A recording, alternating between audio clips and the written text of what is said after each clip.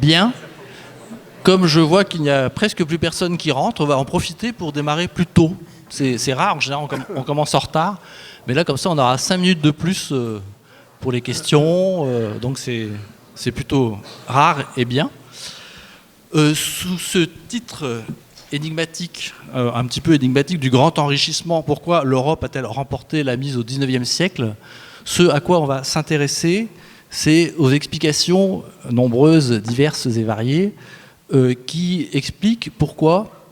tentent d'expliquer pourquoi, à partir de la charnière entre XVIIe et XVIIIe siècle, la prospérité en Europe augmente de façon vertigineuse. Je vais donner quelques chiffres tout à l'heure. Mais en gros, pour la faire courte, les courbes de production de richesse, tant qu'on peut, dans la mesure où on peut les mesurer effectivement, où les historiens et les économistes les ont mesurés, pendant des siècles et des siècles, montent ou stagnent à peu près de façon horizontale. Et tout à coup, il y a une envolée qui est assez verticale, à partir de 1750, 1800, alors ça varie évidemment selon les pays et les régions, et c'est à ça qu'on va s'intéresser justement.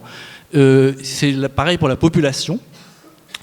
Et voilà, donc c'est un phénomène qui a depuis longtemps interrogé bien sûr les historiens et les économistes, auxquels on a donné des tas de noms. Donc le grand enrichissement, c'est un des termes utilisés, la révolution industrielle, la révolution scientifique et technique. Et on a tenté de très nombreuses explications pour cela.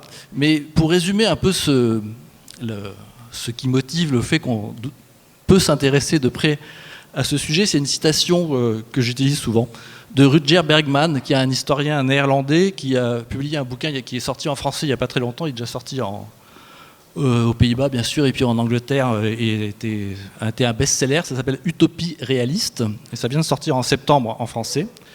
Et il y a une phrase dans ce texte qui dit « Pendant à peu près 99% de l'histoire du monde, 99% de l'humanité a été pauvre, affamée, sale, craintive, bête, laide et malade. Tout a changé au cours des 200 dernières années. En une fraction du temps passé par notre espèce sur cette planète, des milliards d'entre nous se sont retrouvés riches, bien nourris, propres, en sécurité et même parfois beaux. » Surtout dans cette salle, bien entendu. Bien sûr. Donc c'est une image assez frappante, mais qui est assez contre-intuitive par rapport au sentiment qu'on a en général quand on regarde, quand on est journaliste ou quand on écoute ce que disent les journaux, de la perpétuation des malheurs et de la continuité des malheurs.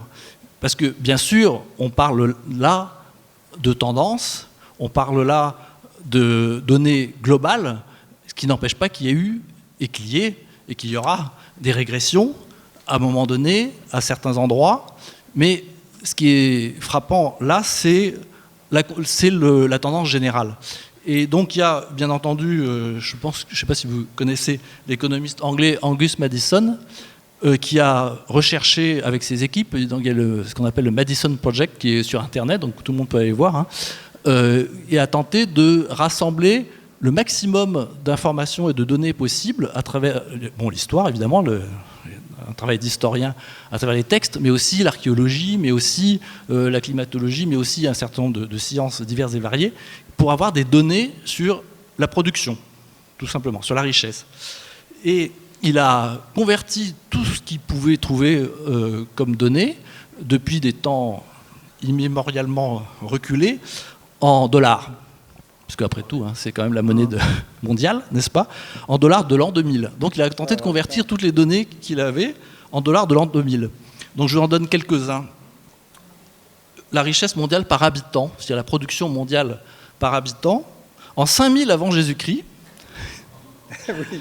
Il faut être très prudent. Il a été fou, mais il a ramassé tout ce qu'on pouvait trouver. Voilà. Il les a convertis. C'était 130 $. Bon. J'aime bien dollars. Dollars, c'est en dollars, toujours en dollars de l'an 2000, je précise, parce que le taux du dollar par rapport à 5000 avant Jésus-Christ a pu varier. Voilà. Donc 165 $ en l'an 1000, donc 130, 165. 175 $ en 1500, Donc on est toujours sur une courbe presque plate. Et puis il y a un bond assez rapide ensuite, de 250 $ en 1800, 850 $ en 1900 et 8000 et des poussières en 2000. Donc voilà, c'est cette idée de grand enrichissement, d'accélération soudaine de la richesse moyenne par habitant globale. Hein, on est bien dans la moyenne statistique. Mais ce qui est intéressant aussi, c'est que le nombre d'habitants de la planète, parce que c'est en dollars par habitant, mais le nombre d'habitants de la planète, en même temps, croît de façon aussi phénoménale, puisque, en gros, sur l'ensemble de la préhistoire, on estime la population de la planète à 5 millions d'habitants. Voilà. 265 millions d'habitants en l'an 1000, 425 en 1500, 900 en 1800, 1,6 milliard en 1900 et 6 milliards et des poussières en 2000. Enfin, des poussières, c'est des poussières en millions. Hein. Bon. Voilà. Donc là aussi, si on raisonne en termes de richesse par habitant, mais comme il y a aussi beaucoup plus d'habitants, c'est que la richesse globale, elle, a cru encore plus. Voilà. Alors ça, c'est la question globale. Mais à l'intérieur donc, de ce phénomène, ce qui est intéressant, c'est à quel moment ça se passe dans telle région du monde. Donc toujours dans le Madison Project, il estime qu'aux alentours de l'an 1000, la richesse par habitant est à peu près équivalente dans 5 grandes régions du globe, que sont l'Europe de l'Ouest, l'Asie de l'Est et du Sud, donc c'est Chine, pour le faire rapide, Amérique du Nord et Afrique. Et ce qui est intéressant, c'est que le facteur de cette richesse, donc on part d'une base en l'an 1000, en 1700, elle a doublé en Europe, elle a augmenté de 50% en Asie, et elle est restée la même en Amérique du Nord et en Afrique. En 1820, elle a triplé en Europe et en Amérique du Nord. Elle a doublé en Asie, entre donc 1820 par rapport à l'an 1000, mais est restée encore stable en Afrique. En 1913, elle a été multipliée par 9 en Europe, par 11 en Amérique, 1,7 en Asie et 1,5 en Afrique. Et enfin, en 2003, le facteur multiplicateur, mais toujours par rapport à l'an 1000, hein, là je reste toujours sur l'an 1000, est de 50 pour l'Europe, 70 pour l'Amérique, 16 pour l'Asie et 11 pour l'Afrique. Donc il y a une inégalité gigantesque par zone, si l'on en croit ces chiffres, que l'on pourra discuter, bien sûr. Et c'est ce moment européen, ce moment nord-américain ensuite, qui reste à expliquer. Et évidemment, les explications varient, ont varié beaucoup dans l'histoire et dans l'idéologie et en économie aussi, puisqu'on va de la supériorité de l'homme blanc, qui est une explication la plus répandue encore dans toute la période coloniale, et puis on n'a pas besoin de gratter très loin actuellement et de façon contemporaine pour trouver ce type d'explication aussi. Mais il y en a eu bien sûr beaucoup d'autres. Donc, pour essayer d'expliquer ça en 1h30, voilà, on va essayer, on a réuni à cette table 1, 2, 3, 4, 5 économistes, et que je vais vous présenter rapidement. Pierre Dockès, qui est avant-dernier à ma gauche, qui est professeur d'économie à l'Université de Lyon, et qui vient de publier un premier volume d'une somme en 4 tomes qui s'appelle « Le capitalisme et ses rythmes, 4 siècles en perspective ». C'est chez Garnier. Le premier tome fait seulement 965 pages. Voilà. Donc les 3, ça va être à peu près pareil. Donc c'est... Il y en aura que 2 finalement. Ah, il y en aura que 2. Okay. Les autres, c'est pour la suite. D'accord. Ok. Donc c'est une somme. C'est une somme à la fois évidemment de données, mais c'est aussi une histoire des idées, c'est-à-dire une histoire d'explication, des explications et des tentatives d'explication autour de ce que c'est, des conceptions de ce qu'est le capitalisme, puisque le sujet est bien sûr celui du capitalisme. Puis Patrick Verlet, à ma droite, qui est professeur d'histoire économique à l'Université de Genève, qui était émérite, c'est comme ça qu'on dit chez nous, spécialiste de la révolution industrielle au XVIIIe et au XIXe siècle, et qui a écrit pas mal d'ouvrages de référence sur le sujet. À ma gauche immédiatement, Claude Diebolt, qui est professeur d'économie à l'université de Strasbourg, qui est spécialiste de la cliométrie, c'est-à-dire de l'usage des statistiques et des mesures en histoire. Et d'ailleurs, vous êtes fondateur et président de la Société de cliométrie. François Facchini, tout à fait au bout à gauche, voilà, qui est professeur d'économie à Paris 1, Panthéon-Sorbonne, et qui est spécialiste de l'économie politique des décisions publiques. Et enfin, tout à fait à droite, Nicolas Baumard, qui est chercheur au département d'études cognitives de l'École normale supérieure, où il fait à la fois de la biologie, de la psychologie, de l'anthropologie pour expliquer l'économie. Il va vous expliquer ça bien mieux que moi tout à l'heure. Et par ailleurs, il a été nominé au prix du meilleur jeune économiste en 2017, qui est décerné chaque année par Le Monde et le Cercle des économistes. Oui, j'ai oublié de vous dire que moi, je suis Antoine Reverchon, je suis journaliste au Monde. Voilà. C'est pour ça que j'en profite pour dire que Nicolas a eu cette distinction. Alors, chaque intervenant va parler pendant 10 minutes seulement. Voilà, va expliquer l'histoire du monde en 10 minutes. Très simple. Après, on essaiera d'avoir une demi-heure. Oui, on aura une demi-heure d'échange avec la salle. Et je vais proposer à Pierre Dockès de commencer. C'est parfait. Pour donner une chronologie et des différentes explications qui, dans la pensée économique, ont tenté d'expliquer ce phénomène. Pierre. Oui, merci beaucoup. C'est impossible, évidemment, en 10 minutes de résumer l'ensemble des doctrines ou des théories qui ont essayé de comprendre le processus d'enrichissement.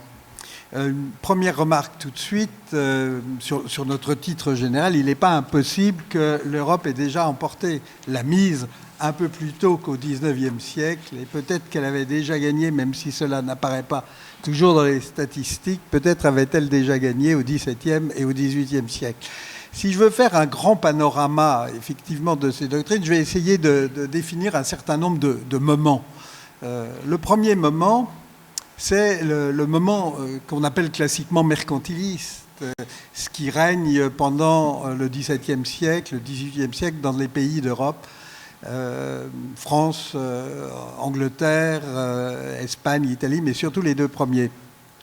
Si je veux résumer en un mot l'idée générale qui est derrière cette pensée mercantiliste, elle a été résumée par des gens comme Montaigne ou Jean Bodin, qui employaient l'expression « il n'est de gain que de perte de l'autre ».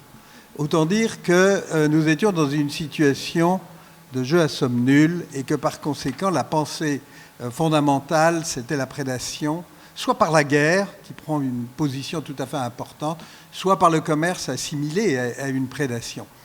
Et pour prendre un exemple, quand l'Angleterre ou la France estiment que la Hollande est riche et s'enrichit, il y a une solution, c'est d'envoyer les armées ou les flottes, liquider les armées et les flottes hollandaises. Et on pense que l'ensemble de la navigation possible, c'est quelque chose qu'il faut partager. Si l'un prend un plus gros morceau, l'autre en aura moins. Bon, c'est vraiment une idée tout à fait fondamentale, mais qui a débouché sur l'idée de la nécessité d'avoir un commerce excédentaire, donc une industrie, donc de mettre les gens au travail. Et cela avec des moyens où la présence de l'État, évidemment, était tout à fait centrale. Bien entendu, cet État n'a pas de rapport avec l'État auquel nous pensons aujourd'hui, mais la mise en œuvre de politiques publiques pour obtenir cet enrichissement au détriment des autres est au centre de la pensée mercantiliste. Pour compléter ce point, il faut dire qu'à la fin de la période mercantiliste, ceux-ci vont s'opposer en particulier au physiocrate, qui est une pensée française liée à Quesnay. Et cette pensée pose un problème qui reste essentiel jusqu'à nos jours, c'est de savoir si ces sources d'enrichissement sont liées fondamentalement soit au commerce et au commerce extérieur et à l'industrie ou à l'agriculture. Les uns, comme les physiocrates, pensent que c'est l'agriculture d'abord et fondamentalement, et les mercantilistes pensent que c'est l'industrie et le commerce. Et ce débat, évidemment, a continué longtemps à courir et jusqu'au développement des pays du tiers-monde pour savoir qu'est-ce qui était premier. Bon, ça c'était le premier moment. Le deuxième moment, c'est celui d'Adam Smith. Et il avait été précédé d'ailleurs par son maître et ami David Hume. En un mot, au lieu d'avoir le gain de l'un et perte de l'autre, l'idée fondamentale qui est une rupture incroyable, c'est la pensée qu'on gagne lorsque les autres s'enrichissent. C'est-à-dire qu'on va avoir non plus un jeu à somme nulle, mais un jeu contre la nature. Et ça, c'est une transformation fondamentale. Hume, par exemple, dit « Nous avons intérêt à l'enrichissement de tous nos voisins, même des Français. » Ce qui prouve qu'il avait une vision extrêmement large des choses, même les Français. Et Smith va évidemment se poser de façon centrale la question de l'enrichissement, puisque son ouvrage fondamental, c'est Essai sur la nature et les causes de la richesse des nations. Donc, cette richesse des nations, d'où vient-elle? Eh bien, il a 2 ou 3 idées fondamentales que je ne peux que résumer. La première, c'est l'idée qui reste centrale pour nous du travail productif. Il faut, pour qu'un pays s'enrichisse, qu'il y ait un très grand nombre de travailleurs productifs. Et qu'est-ce qu'un travailleur productif? C'est un travailleur qui produit du capital, c'est-à-dire qui est capable de générer du capital. Mais comment ce travail est-il productif? Eh bien, seulement s'il produit des marchandises qui sont produites en vue du profit. Et ce profit est le surplus qu'il faut accumuler, et c'est donc du capital qui crée du capital. C'est en embauchant des travailleurs par le capital, par du capital, qu'on s'enrichit grâce au profit, à condition que ce profit soit épargné et ensuite investi et accumulé. Point fondamental, évidemment. Et donc, ce travail productif, c'est ça qui va faire l'enrichissement. Donc, l'accent va être mis pour finalement plusieurs siècles sur cette idée d'accumulation du capital. D'où un taux de rendement du capital dans la production du capital, celui-là même d'ailleurs qui aujourd'hui faiblit de façon tout à fait notoire. Bon, on peut ajouter la deuxième idée d'Adam Smith, qui est elle aussi prodigieuse, c'est l'idée que pour que la productivité soit aussi forte que possible, il faut que la division du travail soit aussi développée que possible. Et pour ça, il faut qu'il y ait un élargissement du marché. Plus le marché est large, plus on peut diviser le travail, et par conséquent, plus la productivité est élevée. C'est une idée tout à fait fondamentale qui va continuer à se développer jusqu'à nous à travers cette pensée très forte des rendements croissants à l'échelle et qui va permettre de comprendre que le commerce, en s'étendant avec le marché, permet ce grand enrichissement dont nous parlons. De là, il en tire la conclusion de la nécessité du libéralisme, en ce sens que le libre-échange va permettre l'élargissement du marché. Et plus ce marché est large, plus il y aura de la division du travail, plus la productivité sera élevée grâce au rendement croissant. Bon, mouvement extrêmement important qui va être suivi par un troisième temps. Ce troisième temps, je vais l'appeler le temps des débats entre Ricardo et Malthus, ou entre Ricardo et Jean-Baptiste Say d'une part, et Malthus et Sismondi d'autre part. L'idée centrale reste l'idée de l'accumulation. C'est en accumulant du capital qu'on s'enrichit. Et pour ça, ça passe toujours par la séquence production de marchandises, production d'un surplus, donc du profit, épargne, investissement, donc création de capital. Mais 2 problèmes se posent. L'un que voit Ricardo très bien et l'autre qu'il ne voit pas très bien. Le premier qu'il voit très bien, c'est l'idée selon laquelle ça ne va pas durer éternellement, ce processus d'accumulation. Essentiellement, pense-t-il, parce qu'il y a des rendements décroissants dans l'agriculture. Après les rendements croissants de Smith, c'est les rendements décroissants de Ricardo. Et on va arriver fatalement à un moment où le taux de profit va se réduire, on aboutira à l'état stationnaire. Donc, enrichissement, mais pour un temps long, certes, mais pour un temps seulement. Et cette idée, on la retrouve aujourd'hui avec l'idée de stagnation séculaire sous une forme certes différente, mais qui a un rapport direct avec la pensée qui était celle de Ricardo. Mais ça, il a vu ce problème. L'autre problème qu'il ne voit pas, mais ça reste toujours en débat aujourd'hui, L'autre problème qu'il ne voit pas, mais que Malthus et Sismondi vont insister beaucoup là-dessus, c'est la question de la demande. Pour que ce processus soit possible, qui fait passer finalement du profit à l'épargne, de l'épargne à l'investissement, il faut qu'il y ait une demande. Il faut qu'il y ait une demande. Et d'où vient cette demande? C'est la grande question qui est posée par Malthus et Sismondi de façon différente. Malthus, lui, il pense que cette demande est en train de disparaître parce que les classes supérieures, l'aristocratie ne dépense plus et que malheureusement la bourgeoisie est épargnante. Et Sismondi, très moderne en cela, pense que le problème, c'est le problème du salariat qui est dans l'incapacité de dépenser autant. Il me faut passer encore un peu plus rapidement, me dit Antoine, sur ces séquences. Un mot sur le troisième, 1, 2, 3 ou quatrième moment. Je ne peux pas laisser passer ce moment qui est le moment de la critique de l'économie politique de Marx, qui est un moment fondamental dans la mesure où il reprend les positions qui sont celles de Ricardo.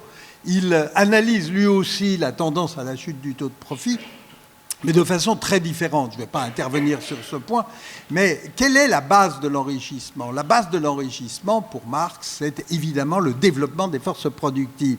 Et ce développement des forces productives, pour lui, n'est possible que s'il y a adéquation avec ce qu'il appelle un rapport social de production, disons, par exemple, le salariat. Mais son idée fondamentale est que le capitalisme a été le mode de production le plus efficient possible. C'est-à-dire que dans le manifeste du Parti communiste écrit avec Engels, par exemple, il décrit de façon extraordinaire le développement du capitalisme. Il le décrit comme le mode de production qui va permettre de développer le plus les forces productives, mais pas éternellement, lui non plus. Il y a cette limite temporelle qui tient à quoi? À ce que la production devient de plus en plus collective et qu'il faut par conséquent que les rapports de production s'adaptent et qu'on abandonne le salariat et qu'on passe à un autre système.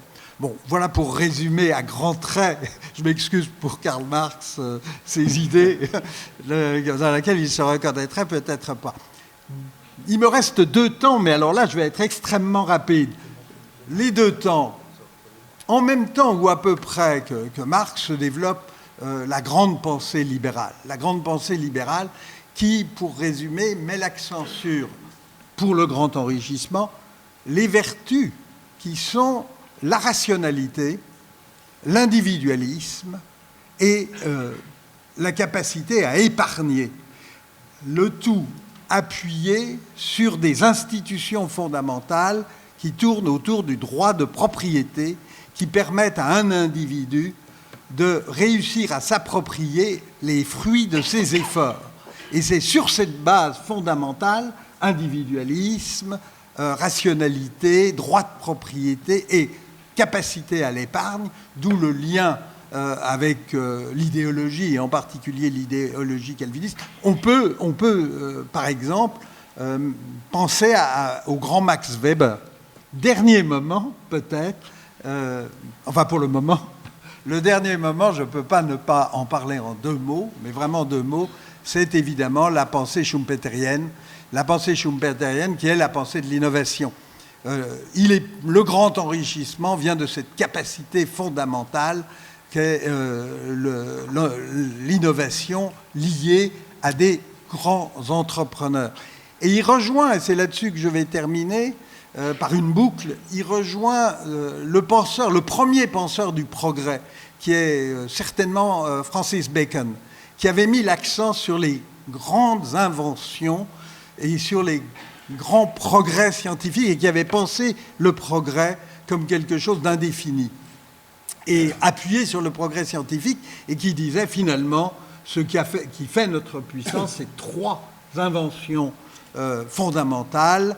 C'est la poudre à canon, d'où la relation avec la puissance, la force et l'État, la poudre à canon, le compas, enfin la boussole, d'où la relation avec les grandes découvertes, ces grandes innovations pour Schumpeter, et puis bien sûr l'imprimerie. Donc c'est l'innovation qui, au début et à la fin de cette histoire, apparaissent comme emporter la possibilité du grand enrichissement. J'ai été un peu trop long, excuse-moi. C'est normal. Mais sauf que la boussole, la poudre à canon et l'imprimerie, les Chinois aussi l'avaient inventé. C'est eux qui nous ramènent à la question de pourquoi chez nous, pourquoi en Europe. Voilà. Ensuite, Patrick Verlet, justement, on va s'intéresser peut-être aux questions éventuelles. On va partir en tout cas des questions plus matérielles, puisqu'on a parlé là des idées, des interprétations. Et ce qui est intéressant, c'est que vous parlez d'interprétation de ce qu'il faudrait faire pour que ça marche, alors qu'en fait, c'est en train de se faire au moment où ces penseurs s'intéressent à la question. Donc, c'est cette... on peut même penser méchamment... Il y a un problème de poulet d'œuf, là. Enfin bon, on va y revenir, justement. On peut même penser méchamment que les économistes sont chaque fois un coup en retard par rapport à l'évolution réelle du monde. Voilà. Donc là, on va peut-être s'intéresser, puisque vous avez travaillé beaucoup sur la révolution industrielle. La révolution industrielle, c'est vraiment le mot qu'il y a dans tous les manuels scolaires. Tout le monde connaît la révolution industrielle. On explique en général le sujet qui nous occupe depuis le début à travers ce thème-là de façon basique. Patrick Verlet, oui, sur cette notion de... Vous prenez le micro là, voilà. Comme ça je garde le bien, comme ça je peux leur couper la parole. Normalement, ça viendra tout seul voilà, quand j'aurai fini. Voilà, donc la révolution industrielle, cette notion mérite d'être interrogée. Eh bien, merci beaucoup. Je vais non pas évoquer des théories que mon ami Doquès a magnifiquement expliquées, mais parler plutôt du travail quotidien et beaucoup plus modeste de l'historien, c'est-à-dire à partir de la réalité, quelle lecture en ont-ils donné ? Donné de quoi ? De ce que l'on a appelé au XIXe siècle la révolution industrielle en Angleterre, expression d'ailleurs qui vient d'un contexte très précis. On l'a baptisée au début du XIXe siècle en opposition à la révolution politique française. Les Français ont fait la révolution politique, nous on a fait la révolution industrielle. Voilà pour comment comprendre le terme. Eh bien, dès la fin du XIXe siècle, il y a deux grandes lectures dominantes qui sont à partir des facteurs de l'offre. Une lecture technologique, voire aussi scientifique derrière la technologie, qui serait des nouvelles inventions, bon, dans un contexte de rationalisation de sciences, etc., etc. Et puis, tout en découlerait, ça aurait des conséquences sur le social, sur l'organisation du travail, etc., etc. Et puis, ça peut être aussi en termes d'accumulation du capital, et là, c'est Marx, évidemment. Ensuite, au XXe, on a développé de nouvelles pistes. Dans les années 30, c'est pas un hasard, on a commencé à étudier les facteurs de la demande, ce qui est quand même évident quand on avait sous les yeux le fait, on ne pouvait pas dire qu'il suffit de savoir faire fabriquer quelque chose pour que tout aille bien. On savait fabriquer, mais le problème c'était de le vendre, il n'y avait pas de marché. Ensuite, on a eu cette même idée qui a été développée très richement fin XXe siècle avec la révolution du consommateur, ce qu'on a appelé, c'est-à-dire le changement du rapport des hommes en Occident par rapport aux objets, qui est notre attitude à tous. Nous avons envie d'acheter des choses, nous regardons les vitrines, parce qu'on nous montre des choses, il y a de la pub, etc. Eh bien, tout ça, ça naît au XVIIIe siècle, et c'est pas évident, c'est pas dans les gènes humains, c'est des comportements qui apparaissent. Il y a eu aussi la théorie de la proto-industrialisation. On s'est interrogé sur la croissance du XVIIIe siècle, fondée sur une organisation du travail dispersée. Et Marx avait déjà posé la question dans son livre 4, d'ailleurs. Est-ce que c'est de cela d'où vient l'industrie moderne, ou est-ce que c'est des fabriques concentrées ? Et puis, il y a peu, on a absolument voulu faire la comparaison avec la Chine, qui aurait été, mais je n'y crois pas, au niveau de développement de l'Europe au XVIIIe siècle. Et puis ensuite, il y aurait eu la grande divergence, comme on dit. Il y aurait eu cet énorme décalage. Bon. Eh bien, première conclusion en quelques mots. S'il n'y a aucune explication monocausale qui tient, on a fait la critique dès le début de chacune de ces explications. Il n'y a rien qui peut être à l'origine, parce que comment l'expliquer ? Eh bien, pour l'expliquer, il faut recourir à tous les autres facteurs. Donc, c'est le problème de l'œuf et de la poule, ça ne marche pas. Alors, que tirer de tout ça ? une constatation et 4 remarques, pour tenir dans le cadre des 10 minutes. Constatation. S'il y avait une explication simple, ça se saurait depuis longtemps, et tout le monde serait d'accord. On ne serait pas là. David Landes avait dit une chose très intéressante dans les années 50. Il disait il faut atteindre un état de masse critique où, combinaison aléatoire ou pas, de multiples facteurs se trouvent dans une convergence telle que les choses peuvent démarrer et se placent dans une sorte de métaphore d'un système. Pour parler simplement, eh bien, c'est l'interaction entre beaucoup de facteurs dans tous les domaines sans lesquels les choses n'auraient pas fonctionné. Donc, je vous le dis tout de suite, c'est compliqué. On ne peut pas vous répondre en 3 mots. Remarque 1. On gagne souvent à débloquer la question en posant les questions inverses. C'est-à-dire, non pas pourquoi la croissance et l'essor de la productivité, de la production de la productivité, fin XVIIIe siècle, aurait démarré dans un tout petit coin du monde, à l'ouest de l'Eurasie. Pourquoi? Bon, je pose la question inverse. Pourquoi pas avant? Finalement, si on regarde la technologie, on nous rebat les oreilles avec la technologie. Eh bien, les premières initiatives, c'est vraiment des histoires de bon sens élémentaire. Ça ne demande véritablement aucune culture scientifique, ni des réflexions profondes. Bon, 2 exemples. Effectuer un système de rappel de la navette volante pour le métier à tisser pour qu'elle revienne automatiquement avec une corde, bon, c'est pas très compliqué, hein, ça ne demande pas d'être prix Nobel, qui n'existait pas encore, d'être prix Nobel de physique. Hein. Mais ça résout un problème qui est quand on a un métier à tisser et qu'on veut des tissus plus larges que le bras, ben il faut 2 personnes, il en faut une pour renvoyer.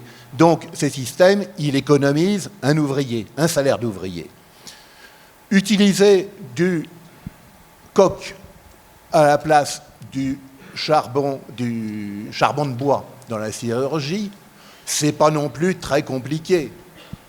On utilise le coke depuis longtemps pour le chauffage et dans la malterie. Mais pourquoi le fait-on? Eh bien, tout simplement parce que le prix du charbon de bois augmente beaucoup, et non pas parce que le coût du bois augmente, ce qui est complètement idiot, parce qu'on ne brûle pas du beau bois de construction, on brûle naturellement du taillis qui n'a aucune valeur. C'est le prix du travail du charbonnier. Or, comme les salaires augmentent, eh bien le prix du charbon augmente, et on va essayer de changer de combustible, tout simplement. Donc pourquoi pas avant? La réponse est presque toujours parce que le coût du travail augmente, et que tout d'un coup, on va essayer de l'économiser, et que non seulement par rapport aux autres pays dans le commerce international, l'Angleterre est défavorisée parce que les salaires sont trop hauts. C'est aussi le cas par rapport à l'Asie, c'est le problème de l'imitation des Indiennes. Bon. Deuxième remarque, en un mot. Eh bien, je crois qu'il faut sortir d'un présupposé qui marque la plupart des auteurs, qui est de penser que la croissance, c'est quelque chose de normal. Et que s'il n'y a pas de croissance, c'est qu'il y a des choses qui la bloquent, qui empêchent la croissance. Or, ça ne me paraît pas du tout évident. En soi, ça a été un moment de l'histoire, et ce n'est pas parce qu'il y a des blocages qu'il n'y a pas de croissance. Troisième remarque, les nouveaux débats sur la comparaison Chine-Occident, on peut conduire à des raccourcis extrêmement dangereux, je ne citerai personne, dans des visions extrêmement simplistes, parce que là encore, on veut trouver un facteur premier qui explique pourquoi la Chine, qui était bien partie, ne s'est pas développée, et pas l'Europe. Alors, bon, ce sera par exemple la religion, ce sera le poids d'un État oppressant, n'est-ce pas, en Chine. On pense un peu à Mao quand même aussi derrière ça. Bon, alors pourquoi? En effet, la technologie, elle est plutôt plus avancée en Chine. Les Européens sont à l'école de la Chine et à l'école de l'Inde au XVIIIe siècle dans des technologies comme la porcelaine ou comme les colorants. C'est pas quand même la science, on peut quand même pas dire que l'islam au Moyen-Âge, n'était pas très très en avance dans ce domaine. Mais finalement, tous ces raisonnements sont sans aucune valeur. Parce que je pourrais vous démontrer n'importe quel facteur. Il suffit d'écarter tous les autres en disant non, ça ne marche pas, et puis il en reste un, c'est le miracle. Bon, mais c'est finalement extrêmement dangereux parce que, si c'est le cas de religieux, la Chine et l'islam auraient été bloqués par des religions totalement contraires au progrès, alors qu'en Europe, ce n'est pas du tout le cas. Je ne sais pas si Galilée aurait été d'accord. Bon, ça, c'est une autre histoire. De même, l'Empire chinois serait terriblement oppressant. Ce n'est pas vrai du tout. Il y a des progrès, il y a une croissance en Chine au XVIIe, XVIIIe siècle. Le fameux isolement japonais, le Sakugui, n'a jamais existé, finalement. Et les Japonais, ils sont tout à fait capables, du jour au lendemain, d'adopter les techniques. J'ai toujours été sidéré de penser qu'au moment du virage de l'ère Meiji, il y avait le premier directeur de la Banque du Japon qui maîtrise toutes les techniques modernes de la banque, d'émission. Il était changeur 10 ans avant. Il a su comprendre tout ça. Bon. Donc, donc finalement, vous voyez, on débouche sur de l'idéologie à 100% avec tout ça. Ou bien l'essor chinois aurait été coupé, autre type d'analyse, par l'exploitation coloniale occidentale. Mais là encore, il faut regarder la réalité et la chronologie. Ça ne tient pas. Car l'exploitation, le commerce européen en Asie, avant 1830, 1840, si on prend les guerres de Chine, mais c'est infime, c'est pas infime, mais c'est petit, très petit par rapport à un énorme commerce intra-asiatique, beaucoup plus important. Et quand on parle des grandes compagnies des Indes orientales, c'est très peu de choses dans le commerce en poids, dans le commerce de la mer de Chine et de l'océan Indien. Quand y a-t-il véritablement eu une pression occidentale sur la Chine et un processus effectivement semi-colonial, deuxième moitié du XIXe siècle, comme au moment de la grande poussée de la colonisation, à une époque, ce n'est pas un hasard, où l'économie européenne est en ralentissement, ce qu'on a appelé la Grande Dépression, c'est un des aspects. Donc ça ne marche pas au niveau chronologique. Quatrième remarque, et j'ai fini, oui c'est la quatrième et la dernière, j'en avais pas dit, j'avais dit ça. Eh bien, de quoi parle-t-on finalement? Je ne l'ai pas dit au début exprès de quoi je parle. Parce que souvent, c'est un dialogue de sourds parce que les gens parlent de choses très différentes. On peut parler d'un mouvement séculaire de croissance, en gros ininterrompu depuis la fin du XVIIe, voire avant, comme Pierre a dit tout à l'heure, jusqu'à aujourd'hui, car auparavant, il y avait des périodes, non pas de la stagnation, mais des périodes de croissance, puis des périodes de décroissance. Donc finalement, c'était assez plat. Or, depuis la fin du XVIIe, il n'y a pas vraiment de période de recul, si ce n'est très petite, n'est-ce pas? Et rarement à l'échelle du monde, en général localisée. Juste un exemple, parce que vous allez dire la crise des années 30. Eh bien, la crise des années 30, c'est l'industrialisation brésilienne à un taux de plus 8% en moyenne par an. Dans les années 70, 1970, il y a 1 ou 2 ans dans lesquels on a une croissance nulle dans certains pays comme le Japon. Mais ça croît beaucoup plus lentement, mais ça croît quand même. Donc, on a un mouvement de croissance continu. Ou bien, deuxième possibilité, on veut focaliser sur des périodes précises d'industrialisation plus intenses, marquées par des technologies, et caler sur l'idée qu'il y a des mouvements longs qui sont en rapport avec ces technologies. 1 minute encore. 1 minute, hein. Alors, veut-on... Alors là, les gens parlent de première, deuxième révolution industrielle, de révolution numérique sans doute aujourd'hui, etc., etc. Et là encore, la chronologie ne permet pas tellement de soutenir tout ça, parce que, eh bien, on dit en général première révolution industrielle, textile, charbon, chemin de fer, etc., etc. Bon, mais c'est pas du tout synchrone, hein, tout ça. Le textile, c'est 18e, le chemin de fer, c'est 1850, l'acier, c'est 1855, le convertisseur Bessemer, etc. Rien n'est synchrone. La deuxième révolution industrielle, chimie, électricité, automobile, l'automobile, ça n'a pas d'effet d'impact avant les années 20. Bon. Conclusion. Eh bien, toutes les explications simples arrivent à des schémas simplistes, contraires à la réalité ou idéologiques. Eh bien, je crois que c'est parce que l'histoire n'est pas une science nomographique, c'est-à-dire, elle ne cherche pas à trouver l'élément commun dans tous les cas. Parce que si on le cherche, eh bien, on dit des choses élémentaires, simplistes ou élémentaires ou évidentes. Bon. En revanche, c'est très pauvre. En revanche, l'histoire est beaucoup plus idiographique, elle cherche à comprendre les cas individuels. Et donc, ce qui nous intéresse, et ce qui est le plus riche finalement, qui apporte de la matière à réflexion, c'est de comprendre les différences entre les pays, mais aujourd'hui on est moins dans le national que dans le transnational, entre les époques, n'est-ce pas? Et finalement, eh bien, un mot pour terminer, rationalisons la différence. Merci. En fait, plus on avance, moins on arrive à répondre à la question initiale. Mais c'est pas grave, parce que justement, c'est ça qui montre la complexité de la chose. Et effectivement, le dégagement sur ce que c'est que l'histoire par rapport, ce que fait l'histoire, ce que fait l'historien par rapport à ce sujet-là, c'est ça, c'est ajouter des morceaux d'explication sur des moments différents et sur des phénomènes différents.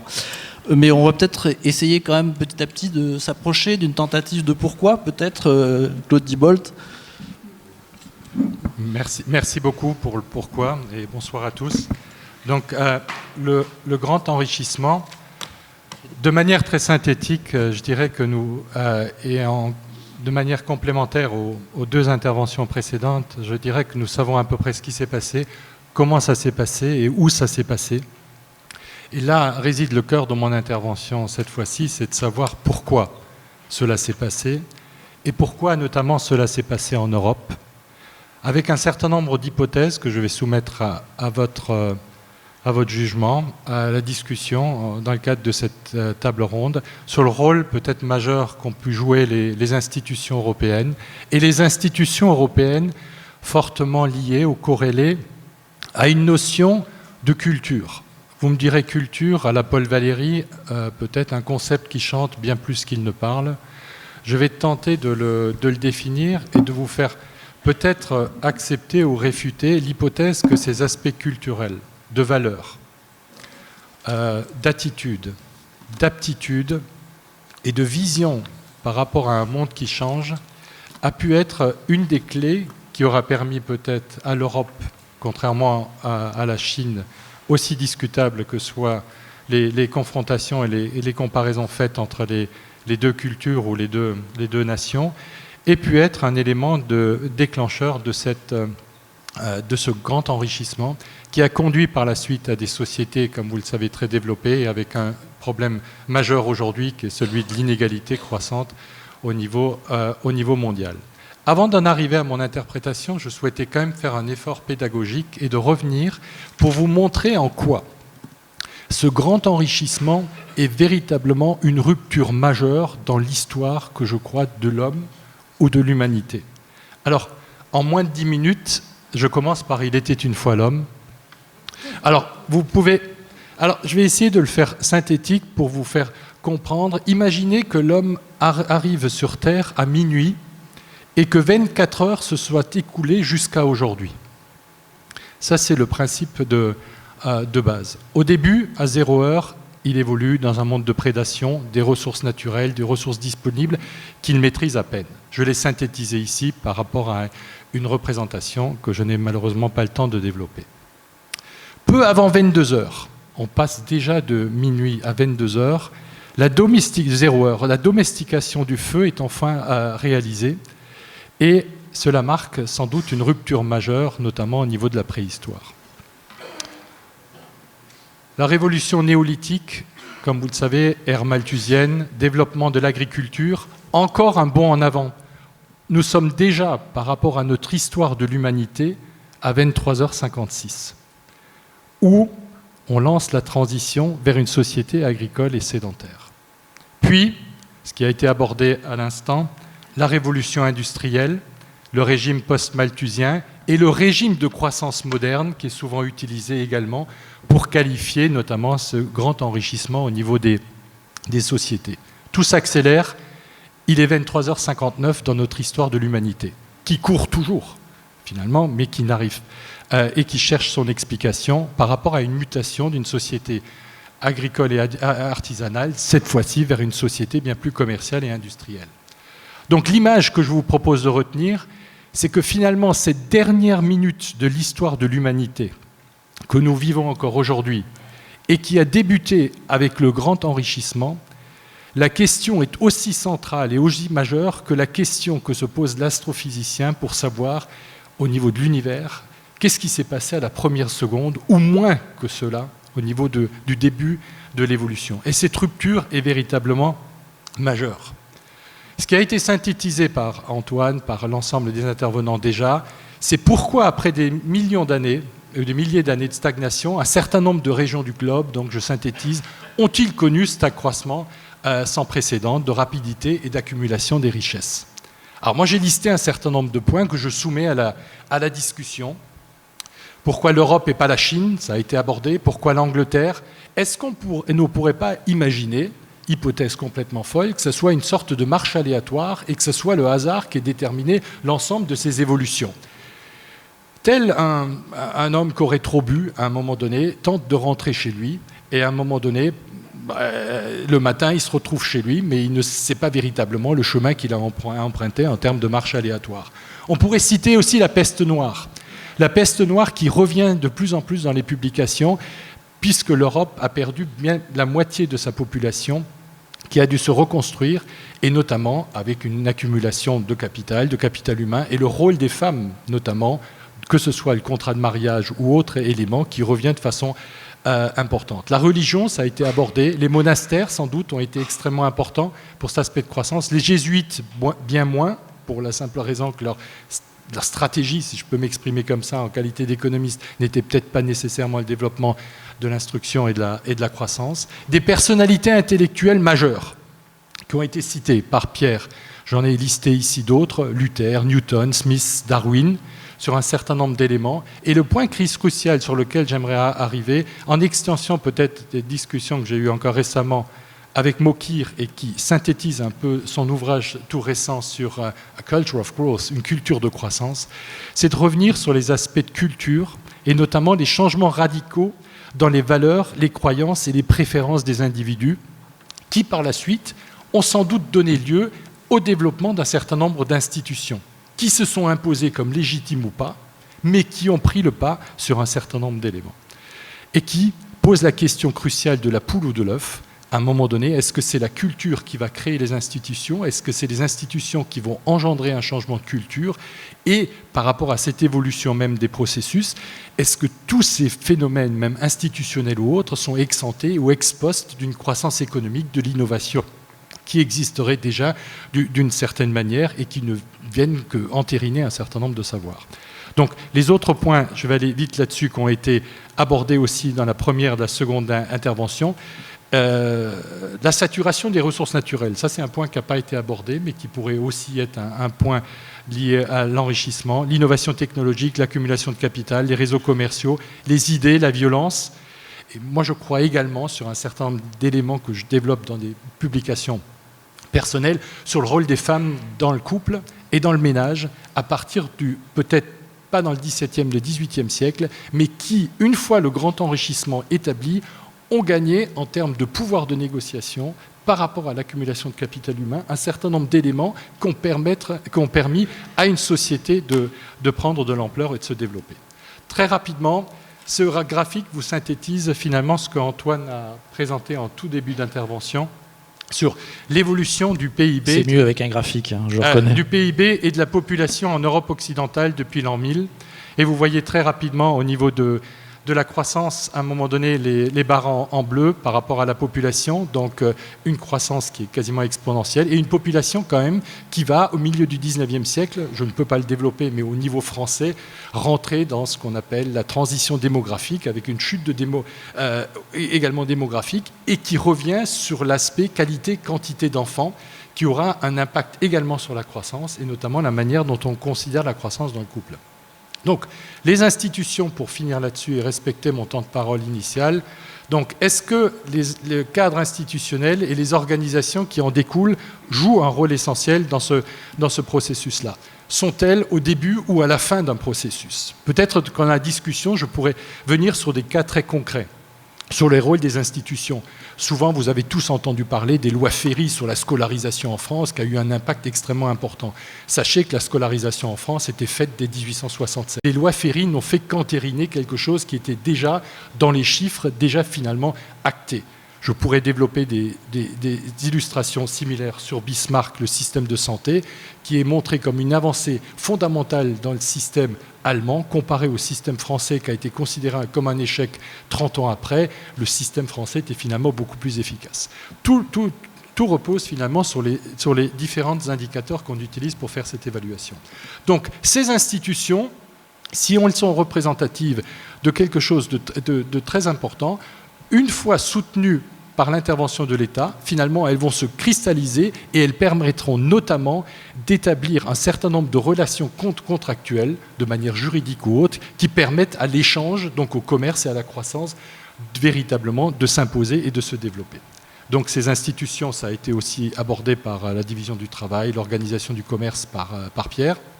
Et donc, un des éléments que je soumets à la discussion très important, c'est le rôle des systèmes éducatifs qui auront joué notamment, pas au début, parce qu'on n'avait pas nécessairement besoin de ce système éducatif, mais de plus en plus de concurrence, d'innovation, de recherche de productivité et d'esprit d'entreprise.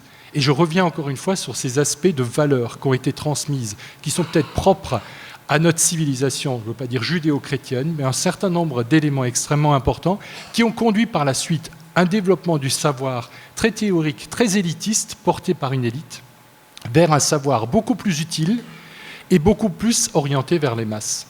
Et ce savoir-là et ces développements des différentes valeurs, une fois, finalement, quand elles entrent dans le processus de la société, elles sont acceptées par une sorte de globalité de la société qui va permettre une sorte de transition. Un exemple finalement d'innovation, regardez votre téléphone portable. Au début, c'était vu comme un gadget, on se moquait plus ou moins les uns des autres parce qu'il y en avait qui avaient des téléphones portables. Aujourd'hui, c'est devenu votre quotidien, c'est devenu un élément de masse. Et je pense que ces éléments de valeur, pour accepter un certain nombre d'innovations technologiques, qu'elles se diffusent dans la société, sont aussi liés à ce phénomène de culture que je vous dis qu'on a beaucoup de peine à définir, parce que chacun aurait ce mot qui chante plus qu'il ne parle, mais en même temps, ces valeurs sont extrêmement importantes, sans doute pour entériner un certain nombre d'éléments.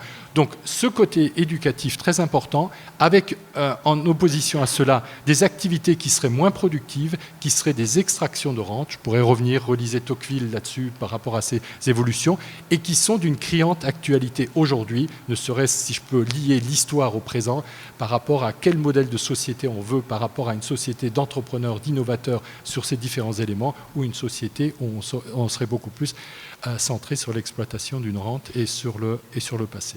Merci de votre attention. Merci. François Facchini, justement, sur un certain nombre d'auteurs américains en particulier expliquent que c'est l'idée de la liberté et de la possibilité de faire contre les institutions, contre la tradition, contre la routine, qui a permis qu'en Europe, une fois de plus, au tournant du XVIIe, XVIIIe, je ne vais pas la refaire, voilà, il s'est passé ce qui s'est passé. Qu'est-ce que vous en pensez ? En expliquant évidemment de quoi il s'agit plus précisément que ce que je viens de faire. Alors, merci pour votre invitation, merci d'être présent à ce débat. Alors, je ne vais pas éviter le débat, je vais peut-être être non pas monocausal, mais multicausal, mais donner une cohérence aux explications en présence. Je suis un peu pris à porte-à-faux après Claude qui traite des institutions et je pensais qu'il allait adopter, mais j'aurais dû le savoir, cette théorie selon laquelle les institutions sont le résultat d'un choix politique et qu'en fait le sous-développement, comme le développement, comme ce grand enrichissement est la conséquence d'un choix politique par des élites qui profitent ou non du développement et donc les fameux blocages auxquels ne croit pas notre collègue aurait été présent. Il y a les bonnes institutions, les mauvaises institutions. Et pourquoi il y a des mauvaises institutions? Parce que les hommes politiques n'y ont pas intérêt. Les classes dirigeantes, les élites politiques, les élites économiques n'ont pas intérêt au développement, donc ils bloquent ce développement. Et l'hypothèse alternative a été un peu développée tout à l'heure, c'est l'hypothèse culturelle. Alors la culture, c'est un ensemble de valeurs et de croyances qui se transmettent de génération en génération. Et je dirais que cette culture, elle est justifiée par une idéologie. L'idéologie étant ici, et vous allez comprendre finalement le raisonnement, étant un système de justification de nos croyances et de nos valeurs, système de justification dont nous héritons, mais sur lequel nous pouvons dévier. C'est-à-dire on peut justifier l'expropriation, le butin, comme on peut le condamner moralement, on peut justifier l'usure, comme on peut condamner l'usure. Et c'est ça, c'est cette rhétorique-là, c'est cette défense de ce que le professeur Dequesne finalement a appelé son second moment, hein, le moment Smith, le moment que j'appellerais Turgot, en fait. Turgot-Smith, c'est, qui est le moment où on comprend que l'échange, que ce soit vrai ou que ce ne soit pas vrai, c'est notre représentation du monde, et elle se diffuse et elle est partagée, que ce moment, c'est le moment où l'échange est source de spécialisation, de productivité et de croissance, que cette croissance est durable. Pourquoi? Ça a été rappelé, parce qu'il y a des institutions qui garantissent les droits de propriété. Donc si je dégage un surplus, si je peux être sûr qu'il ne sera pas spolié, que personne ne prendra ce surplus. Et si personne ne prend ce surplus, si je suis protégé de l'expropriation, c'est toute l'économie politique du 19e siècle, hein, l'économie politique classique ou dite libérale, eh bien ça protège mon capital et c'est donc cette théorie de la croissance par l'épargne et l'accumulation qui est calée sur un discours qui est le discours pro-entrepreneuriat sur lequel Claude est revenu et qui est calé aussi sur ce discours pro-propriété privée. Et qu'est-ce que dit cette théorie de la propriété privée? Eh bien, c'est l'invention des institutions qui garantissent nos libertés individuelles. Alors que ce soit vrai ou que ce ne soit pas vrai, c'est lorsque l'Europe invente ce discours, cette rhétorique, prend ce goût pour la richesse que donc Antoine appelait ce professeur américain, donc qui est Der McCluskey, qui dit c'est le deal bourgeois, c'est quand la bourgeoisie fait comprendre au reste de la population que oui, les valeurs aristocratiques, c'est pas la source du bonheur. Oui, le confort, c'est bien. Oui, le travail, c'est bien. Oui, être artisan, technicien, agriculteur, c'est bien. Et ce sont ces valeurs, c'est ce changement fondamental qui a été préparé en fait par toute une rhétorique, par tout un travail d'intelligence, et donc c'est tous ces grands hommes là dont on a parlé. Mais chez McCluskey, c'est intéressant, c'est pas les grands hommes, c'est le peuple, c'est cette diffusion des idées, des valeurs bourgeoises dans la société, qui vont justifier la rhétorique, donc va justifier un système institutionnel. Quel système institutionnel? Le système institutionnel des droits de propriété. Et donc d'une société entrepreneuriale qui n'a pas peur de l'innovation, qui n'a pas peur de la prise de risque, qui n'a pas peur de la nouveauté. Évidemment, ce n'est pas Mokir que je mettrais derrière ça, c'est François Peyroux dans les années 50-60. Il y a toute une école sur les mentalités. Le sous-développement, c'est une question de mentalité. Turgeon, avec sa théorie idéaliste de l'histoire, alors peut-être qu'on revient sur ce débat, et Williamson North, évidemment, qui disent la condition du choix des bonnes institutions, c'est la culture, au sens où on vient de l'entendre, avec tout ce système rhétorique qui justifie ces institutions, que North appelle les institutions formelles, les institutions informelles étant cette culture qui se diffuse ou non dans le corps social. Ça veut dire qu'un État qui voudrait décréter le développement, il ne pourrait pas parce qu'il serait bloqué par une barrière culturelle, c'est-à-dire par les mentalités. Est-ce que vous pensez qu'il est bien ou non de prendre la production de l'autre? Est-ce qu'il est bien ou non, est-ce qu'il est juste de respecter le principe du à chacun selon ses œuvres? Si on a un autre principe de justice qui se diffuse dans la société, alors il devient possible d'exproprier, et l'expropriation n'est pas jugée illégitime, elle est jugée légitime.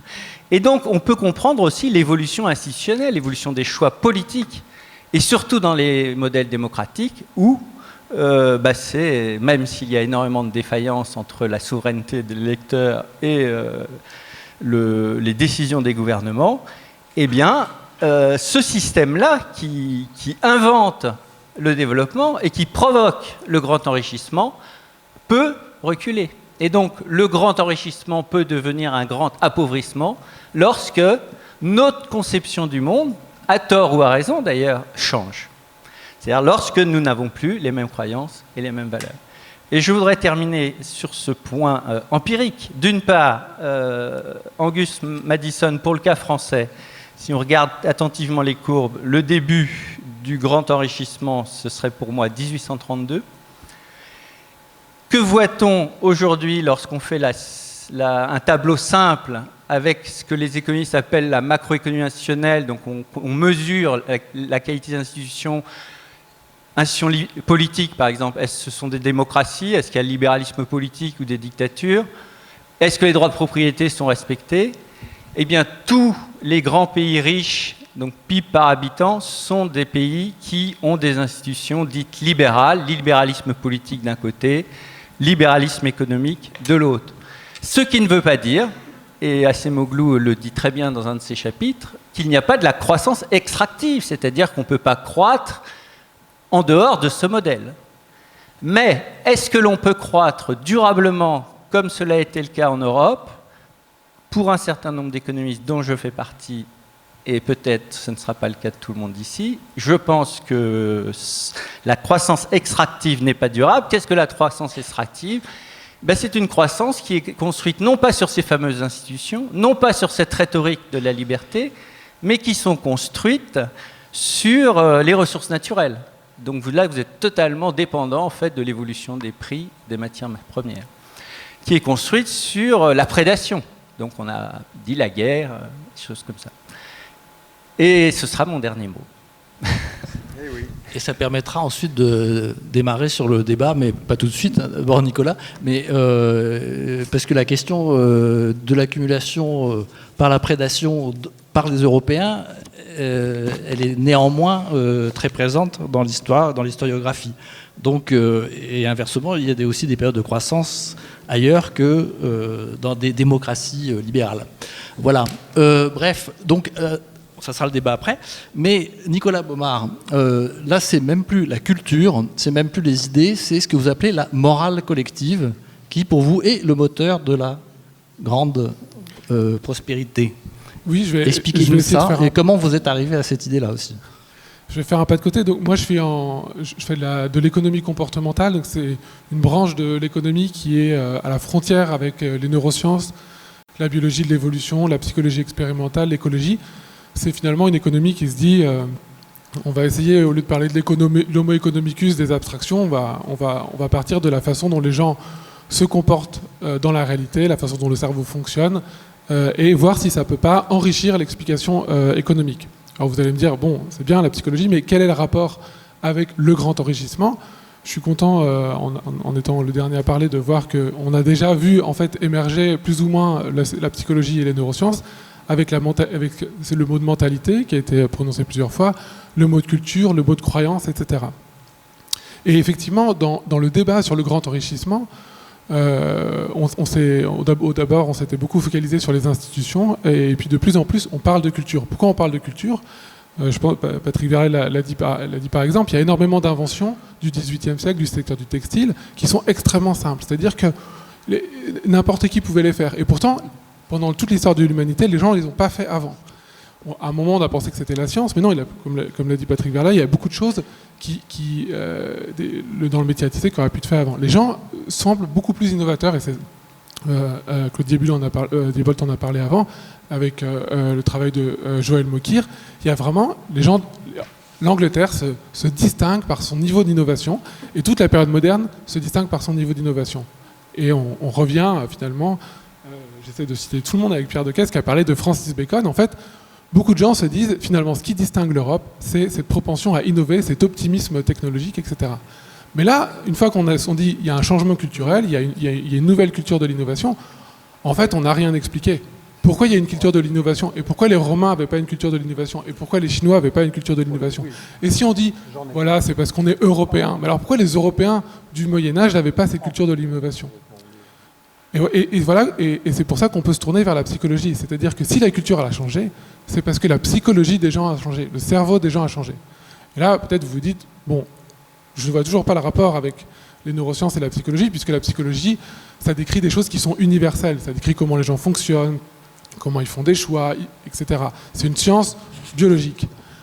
Et en réalité, de plus en plus, les neurosciences et la psychologie essaient d'expliquer non seulement ce qui est universel dans le fonctionnement de l'esprit humain, mais aussi ce qui est variable. Et de plus en plus, on commence à avoir une façon de comprendre pourquoi, dans certains cas, on se comporte d'une certaine façon, et dans d'autres, on se comporte d'une autre façon. Et notamment, ces dernières années, les psychologues et les neuroscientifiques se sont intéressés à la psychologie de la pauvreté. Et ils ont montré que quand les gens sont pauvres, quand ils ont peu de ressources, quand leurs ressources varient énormément, qu'ils ne sont pas sûrs du lendemain, ils ont tendance donc, à activer des systèmes de stress qui leur font prendre des décisions complètement différentes. Des décisions complètement différentes des nôtres, qui sommes des personnes riches. Ils vont être très court-termistes, ils vont essayer de prendre des décisions qui leur font courir absolument aucun risque, ils vont très peu explorer, ils vont être très conformistes, ils vont refuser la nouveauté. Bref, comme ils sont très très peu sûrs de ce qui va se passer demain, ils essayent de prendre le moins de risques possible, et c'est un jour après l'autre. Et ça se voit dans énormément de comportements. Ce qui est intéressant, c'est qu'on peut voir le même comportement chez des animaux. On peut le tester en laboratoire. Si on prend par exemple, pour prendre une toute petite une expérience, on peut voir ça avec des oiseaux ou avec des rats. On les stresse pendant quelques jours, et ensuite, pendant le reste de leur vie, ils vont avoir tendance, par rapport à une population contrôle, à être un petit peu plus court-termistes, à prendre un petit peu moins de risques que les autres. Et en fait, l'idée derrière tout ce mouvement, c'est de dire que notre cerveau est influencé par notre environnement, et qu'on ne fonctionne pas de la même façon si on est avant le grand enrichissement, dans une période malthusienne où on se demande tous les jours si on va manger demain, et aujourd'hui. Et vous allez me dire, mais quel est le rapport avec le changement culturel? Le rapport, c'est que juste avant le grand enrichissement, on commence à déjà sortir un petit peu. Donc, Antoine Reverchon a dit que c'était presque plat. Effectivement, c'est presque plat. Mais déjà, au XVIe, XVIIe, en Angleterre, en Europe du Nord-Ouest, on commence à vivre mieux. On mange un peu plus de viande. Les gens sont un peu plus grands, ils vivent un peu plus longtemps, et la mortalité infantile réduit. Et ce que disent les psychologues, c'est, dans ces conditions-là, si on vit un peu mieux, alors on va être un peu plus innovant, on va prendre plus de risques, on va être plus tolérant. Et peut-être que c'est ça qui a lancé le grand enrichissement, c'est qu'il y a eu un changement dans notre cerveau, un changement de la psychologie, qui a déclenché une foule de changements psychologiques, et notamment des changements institutionnels, c'est-à-dire que les gens étaient beaucoup plus réceptifs à des institutions relativement démocratiques, à des changements institutionnels, à des changements technologiques. Encore une fois, il y a des tas de changements technologiques, on n'est pas toujours pour, et il y a des gens qui sont pour, il y a des gens qui sont contre. L'idée, c'est que le nombre de gens qui étaient pour le changement technologique a augmenté, et donc les innovations, même les plus simples, même celles du métier à tisser, elles étaient plus faciles à faire, elles étaient plus faciles à se diffuser. Donc pour revenir à cette histoire du grand enrichissement, il y a des données aujourd'hui qui commencent à montrer que, effectivement, ce qui s'est passé, c'est que le nord-ouest de l'Europe était déjà un petit peu plus riche. Ça ne veut pas dire qu'il y a quelque chose de spécial avec l'Angleterre. En fait, ce que ça veut dire, c'est que tôt ou tard, l'humanité serait arrivée. Parce que, en fait, on est quand même sur une pente ascendante depuis 100 000 ans avec le progrès technique. Et donc, à un moment ou à un autre, quelque part dans le monde, il y aurait eu assez de progrès technologique pour ralentir les gens, comme on dit en psychologie, pour les rendre plus long-termistes et pour qu'ils innovent et lancer le grand enrichissement dont on bénéficie tous aujourd'hui. Voilà. Vous pouvez choisir.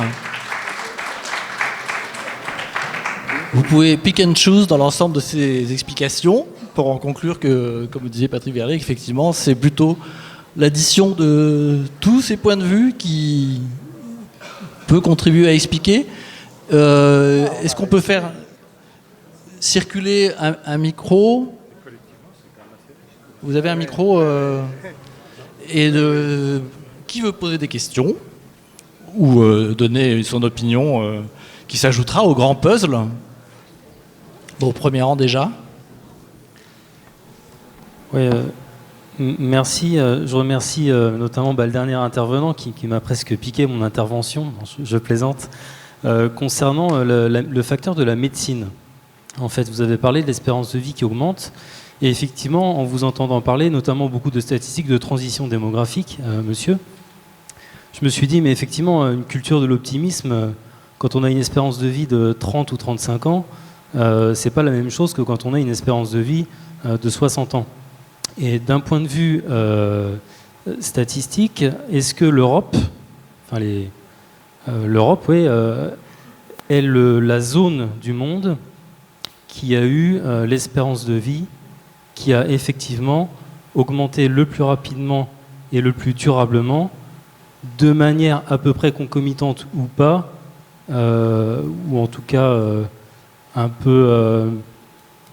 petit peu avant cette période du grand enrichissement. Est-ce que la corrélation entre les deux est vraiment bel et bien évidente, ou est-ce qu'il y a encore plein d'autres raisons, mais est-ce que celle-là est vraiment évidente ?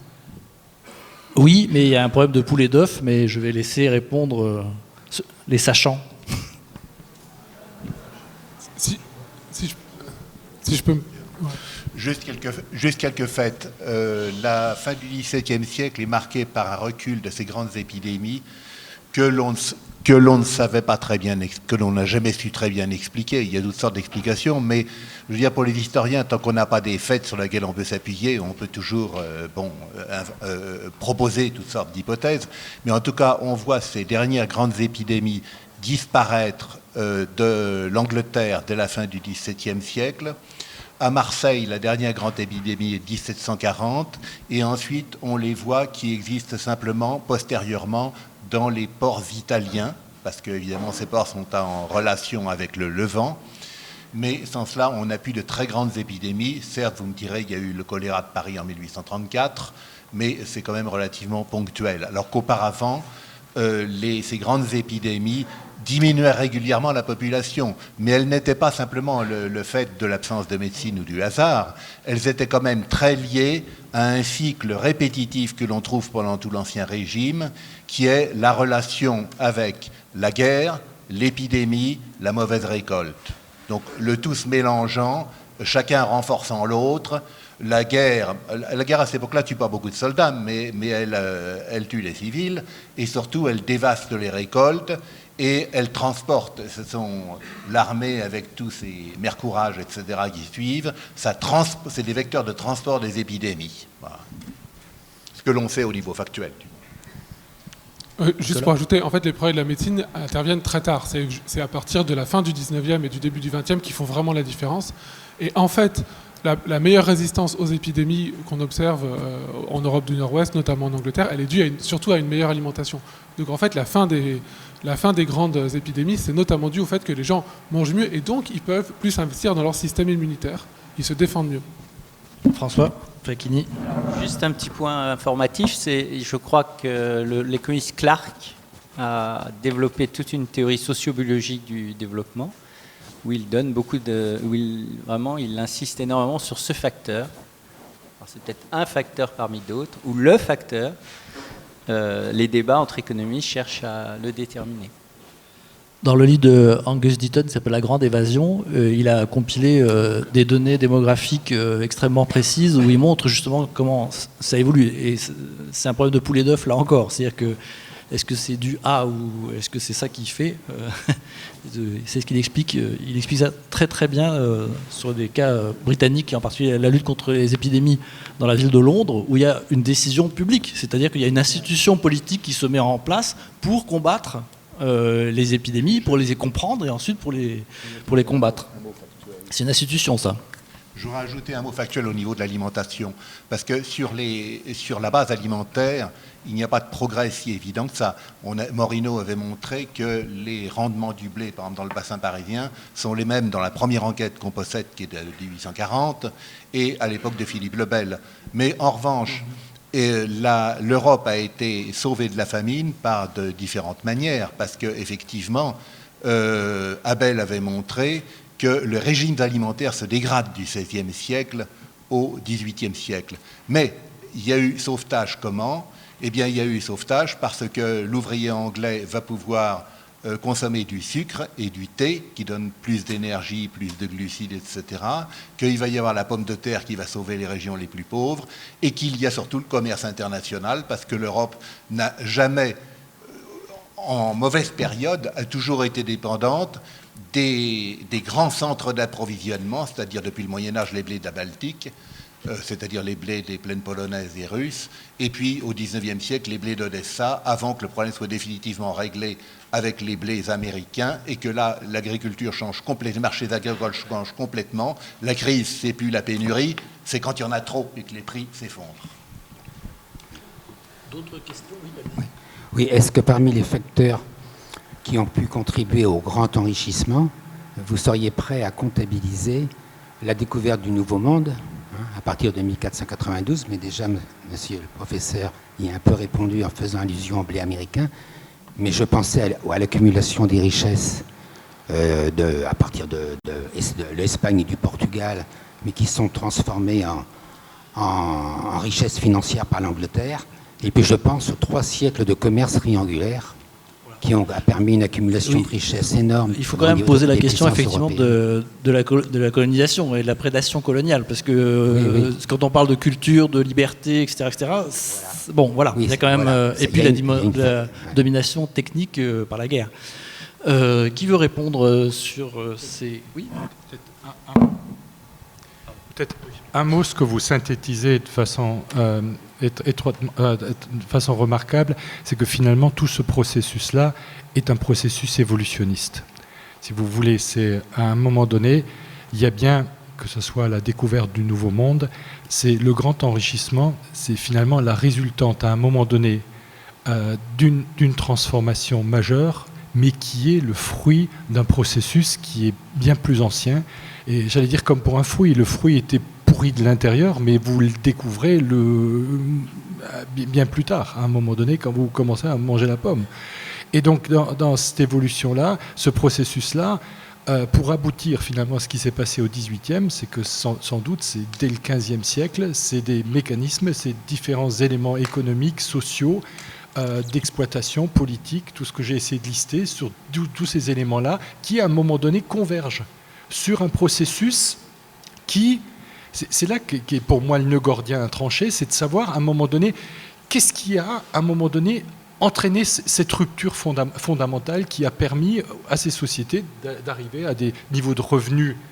On peut discuter des données de Madison sur le très long terme, mais à une explosion de ces niveaux de revenus, parce que vous avez finalement... La courbe, elle est vraiment comme ça au niveau de l'exploitation. C'est les meilleures données qu'on a. Pourquoi on est rentré là-dedans? Et c'est véritablement un processus d'accumulation de tous ces facteurs-là, mais qui, si vous me demandiez à un moment donné, là où j'ai tendance à adhérer le plus fermement, c'est de dire que derrière, il y a sans doute aussi ces éléments de valeur, de culture, ou des choses qui ont été acceptées, transmises ou créées par un certain nombre de héros, je vais les citer comme ça entre guillemets, mais qui ont été acceptés par les masses. Héros, il y a des processus AUT. Hein. Oui.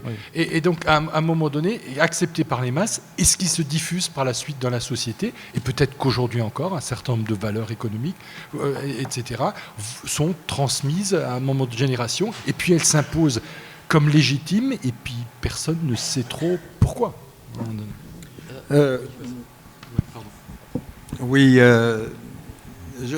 j'en profite pour revenir à la phrase de Francis Bacon en 1603, lorsqu'il donne les 3 inventions qui lui paraissent absolument fondamentales. On peut y réfléchir à chacune. D'ailleurs, son idée est restée dominante presque jusqu'à nous. L'imprimerie, bien sûr. L'imprimerie, la culture, la communication, c'est le point fondamental. La deuxième, c'est la poudre à canon.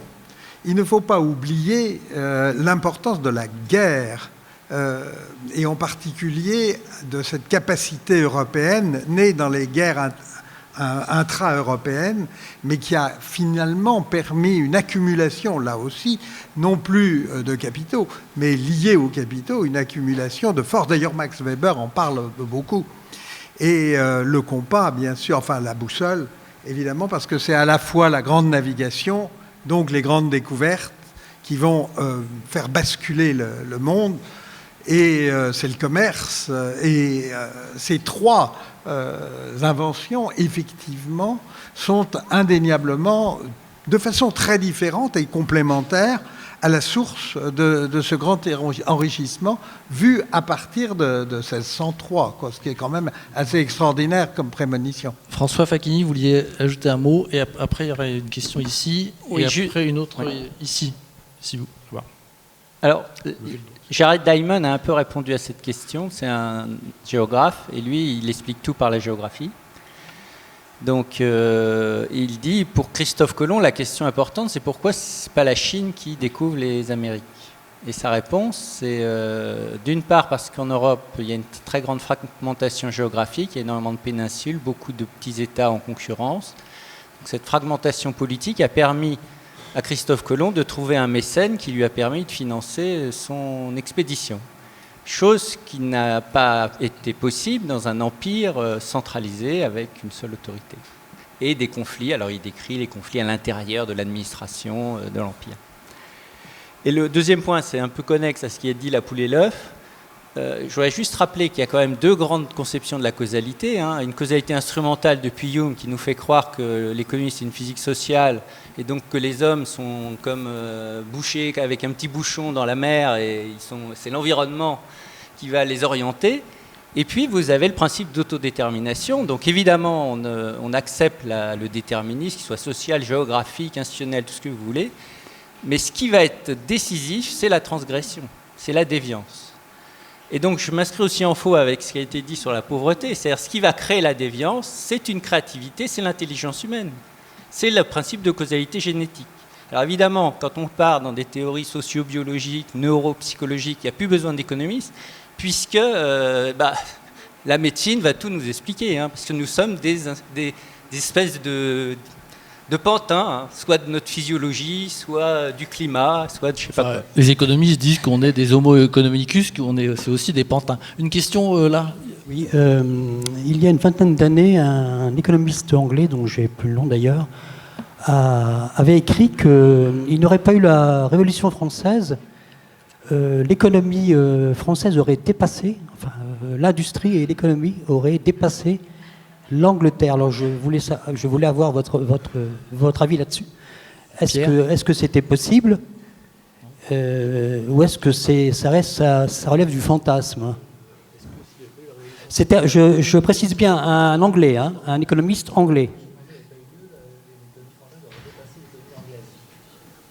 Je ne sais pas qui. Vous ne savez pas du nom de cet illustre historien? Je ne pensais pas intervenir. Burke.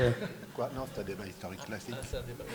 C'est un débat historique classique et qui a été ravivé. Il y a eu beaucoup de publications au moment du bicentenaire de la Révolution. En fait, tout ce qui est sur la Révolution est terriblement passionné et idéologique, c'est-à-dire que se sont affrontés ceux qui ont dit tout était beau dans les années 1780, et puis il y a cette foutue révolution qui a tout mis par terre, et depuis, même je cite quasiment sans caricaturer, la France ne s'en est pas vraiment ressortie. Bon, et puis il y a ceux qui ont dit non. Il est vrai que dans les années 1780, avec pas un gros décalage chronologique avec la Grande-Bretagne, on développe les filatures de coton. Et finalement, elles sont assez peu, pas tellement retardées, parce que avec la conscription napoléonienne, il y a un manque de main-d'œuvre, donc on mécanise. Et la mécanisation, ça a toujours été la réponse au manque de main-d'œuvre. Pareillement, on fait en Angleterre, parce que aussi on manque de bras, donc on va mécaniser même l'agriculture. Et c'est pour ça que vous avez des mouvements sociaux à la fin des années 1810 en Angleterre. Donc finalement, en 1815, l'écart est très sensible entre les deux pays, mais il existe sans aucun doute en 1780, parce que ce n'est pas quelques filatures mécanisées qui font la France.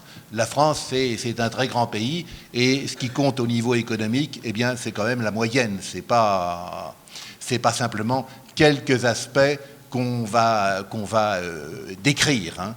Donc, il y a un écart déjà très important au XVIIIe siècle.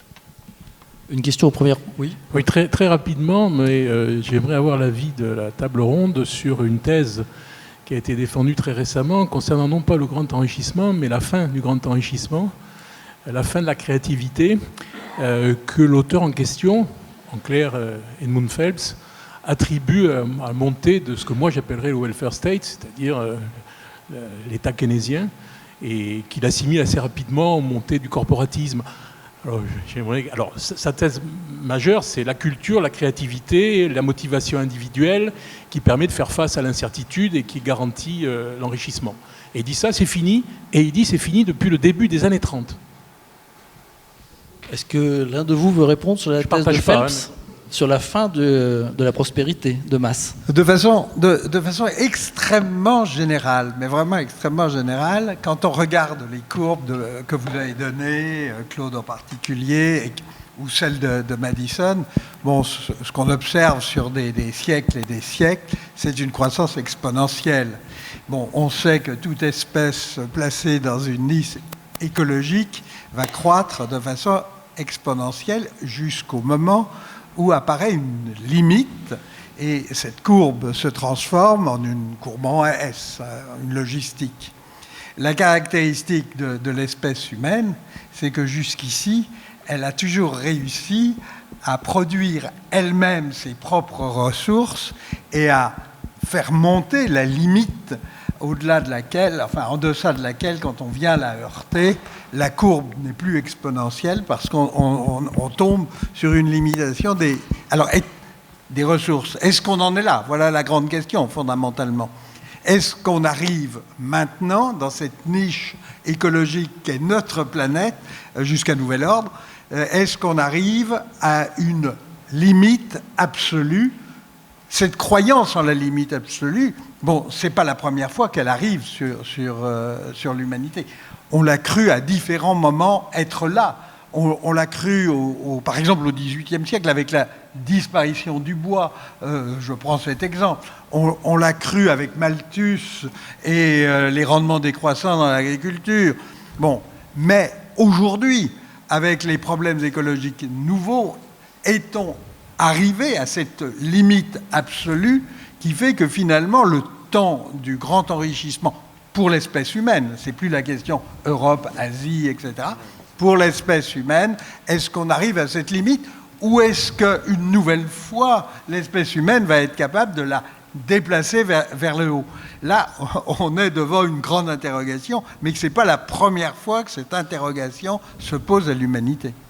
Nicolas? Oui, je ne peux pas me prononcer sur la crise écologique, mais sur la question de la créativité, il y a énormément de travaux en psychologie et en neurosciences sur la créativité, et ce qu'ils disent va plutôt dans le sens inverse, c'est-à-dire que le welfare state, le fait d'avoir un filet de sécurité, ça rend au contraire plus créatif. Il y a plein d'expériences qui ont été faites où on donne de l'argent aux gens, à des gens qui sont pauvres dans des pays en développement, en Inde et en Afrique. Et ce que ça fait, c'est tout le contraire. C'est qu'ils essayent des nouvelles techniques, ils essayent des nouveaux produits qu'ils n'auraient pas fait s'ils étaient stressés. Donc moi, je dirais plutôt le contraire. C'est qu'on va encore accélérer parce qu'il y aura plus juste quelques élites bien nourries qui vont innover, mais c'est toute la planète qui va commencer à innover.